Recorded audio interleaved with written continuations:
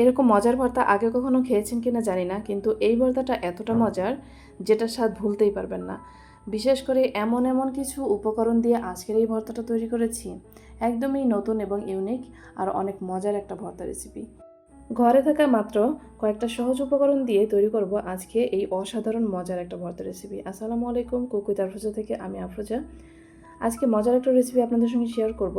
আর তার জন্য এখানে নিয়েছি ধনিয়া পাতা, নিয়েছি 3-4টে শুকনো মরিচ, 4টে কাঁচা মরিচ, বেশ কয়েকটা রসুনের কোয়া, আর নিয়েছি 2টা পেঁয়াজ। পেঁয়াজগুলো আমি একটু মোটা করে কুচি করে কেটে নিয়েছি, আর নিয়েছি একটা আলু। এই কয়েকটা উপকরণ দিয়ে যে এত মজার একটা ভর্তা তৈরি করব, যেটা চিন্তাও করতে পারবেন না এতটা মজার হয়। আর এই ভর্তাটা করার জন্য এখানে আমি চুলায় একটি প্যান বসিয়ে দিয়ে তাতে সামান্য একটু পানি দিয়েছি, আর দিয়ে দিয়েছি আলু, আর দিয়ে দিলাম ধনিয়া পাতা। ধনিয়া পাতাগুলো আমি কেটে ছোট করে দিচ্ছি। এখন এই সামান্য একটু পানিতেই আলু আর ধনিয়া পাতা সিদ্ধ করে নিব। ধনিয়া পাতা একটু নেড়ে ছেড়ে দিয়ে এর মধ্যে দিয়ে দিলাম পরিমাণ মতো লবণ। এখানে 1 চিমটি পরিমাণ লবণ দিয়েছি। লবণ দিয়ে ভালো করে নেড়ে চেড়ে মিশিয়ে নিব।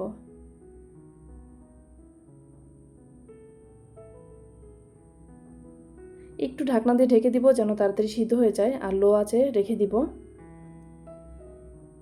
আর মাঝে মধ্যে ঢাকনা তুলে এভাবে চেক করে দেখব সিদ্ধ হয়েছে কিনা। এখানে আলুগুলো সিদ্ধ হয়ে গেছে, আর পানিও শুকিয়ে গেছে, আর ধনিয়া পাতাও প্রায় সিদ্ধ হয়ে গেছে।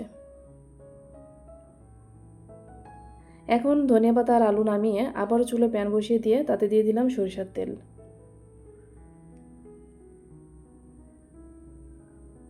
তেল কিছুটা গরম হয়ে আসলে এখন দিয়ে দিলাম শুকনা মরিচ। শুকনো মরিচগুলো একটু নেড়েচেড়ে ভেজে নিব। একদম লো আছে এই মরিচগুলো ভেজে নিব। আপনারা যারা বিভিন্ন রকমের ভর্তা খেতে পছন্দ করেন, চাইলে আমার চ্যানেলটি কিন্তু সাবস্ক্রাইব করে রাখতে পারেন। এছাড়াও আমার চ্যানেলে পেয়ে যাবেন বিভিন্ন রকমের মজার মজার ইউনিক ভর্তা রেসিপি। আর এছাড়াও এই ভিডিও শেষে পেয়ে যাবেন একটা ভর্তার প্লে লিস্ট, যেখানে থাকবে 110টারও বেশি ভর্তা রেসিপি। আর এই ভর্তাগুলো একদমই নতুন, ইউনিক আর মজার মজার ভর্তা রেসিপি পেয়ে যাবেন। এদিকে শুকনো মরিচগুলো ভেজে নিয়েছি। এখন দিয়ে দিলাম কাঁচামরিচ, পেঁয়াজ, রসুন। এখন এই কাঁচামরিচ, পেঁয়াজ, রসুন ভালো করে নেড়েচেড়ে এই তেলের মধ্যে ভেজে নিব।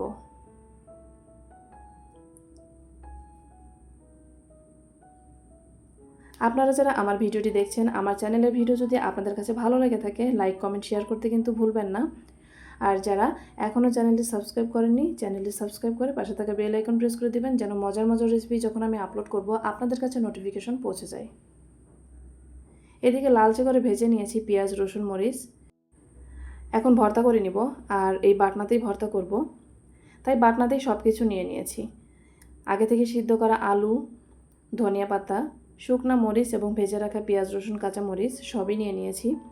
এখন শুকনো মরিচের উপরে সামান্য একটু লবণ দিয়ে হাত দিয়েই চটকিয়ে ভর্তা করে নিব।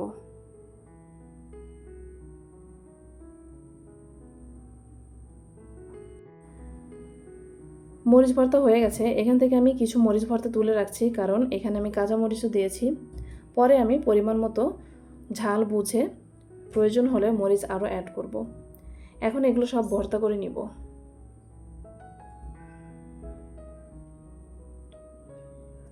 ভিডিওটি দেখতে দেখতে যারা এ পর্যায়ে চলে এসেছেন, এখন একটা লাইক দেননি, একটা লাইক দিয়ে ভিডিওটি কন্টিনিউ করবেন। আপনাদের একটা লাইক আমাদের এই ভিডিওটি অনেক দর্শকের কাছে পৌঁছে দিবে। আর সুন্দর একটা মন্তব্য রাখতে কিন্তু ভুলবেন না। আপনাদের সুন্দর মন্তব্য আমাদের কাজের আগ্রহ আরও অনেক গুণে বাড়িয়ে দেয়।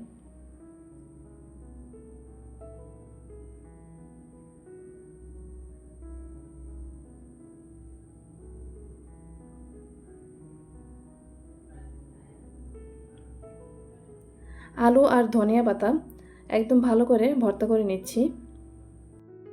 আপনারা চাইলে এই ভর্তাটা শিলপাটাতেও করতে পারেন। আলু আর ধনিয়া পাতা ভালো করে ভর্তা করে নিয়েছি। এখন ভেজে রাখা পেঁয়াজ, রসুন, মরিচও ভর্তা করে নিব। আর এগুলো আধা বাটা করে ভর্তা করে নিব, মানে একদম মিহি করব না, কিছুটা আস্ত থাকবে আর কিছুটা থেতো হয়ে যাবে, এইভাবে ভর্তা করে নিব। এই ভর্তাটা যে এতটা মজার, যেটা না বানালে বুঝতেই পারবেন না। চাইলে বাসায় একবার ট্রাই করে দেখতে পারেন। আমার মতো এত অল্প না করে অনেক বেশি করে ভর্তা করবেন। এই ভর্তাটা এতটা মজার হয়, সবাই আঙুল চেটে পুটে খাবে। এখন বাকি ভর্তাটুকু হাত দিয়ে করে নিব। সবশেষে দিয়ে দিব সামান্য একটু ঝাঁঝালো সরিষার তেল। সরিষার তেল দিয়ে আবার একটু ভালো করে মাখিয়ে ভর্তা করে নিব।